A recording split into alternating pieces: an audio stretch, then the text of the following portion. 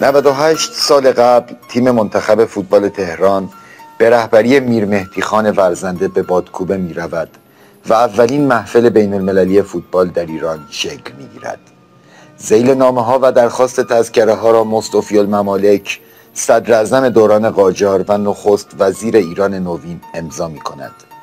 فوتبالیستای تهران به رشت و انزلی و از آنجا با کشتی به بادکوبه می روند. حساب و کتاب های میر مهدی خان بسیار دقیق است. صورت حساب چای و لیموناد هایی که حسین صدقیانی، علی کنی، حسن مفتاح، کریم زندی و هران نوشیدند به دقت ثبت می شود.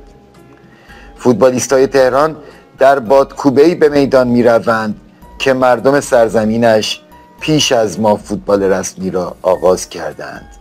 دعوت رسمی از سوی هیئت ورزشی اتحاد جماهیر شوروی صادر می شود.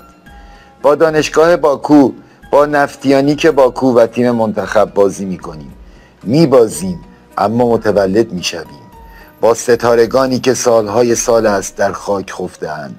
خاک مزار مردان آن نسل توتیای دیدگان آیندگان است. به حرمت نام و یاد صدقیانی ها و خان سردار ها و علی کنی ها و میر مهدی خان ورزنده ها روی پا می ایستیم و از دل و جان نسلی را تشویق می کنیم که نیای فوتبال سرزمین آریایی هستند. امروز گرد هم آمده ایم تا ثابت کنیم مردانی که آن روز این عهد تاریخی را ساختند در دل و روح نسل ما فراموش نمی شوند.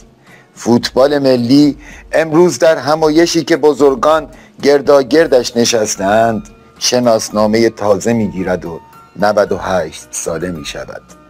98 سالگیت مبارک، فوتبال دوست داشتنی سرزمین من.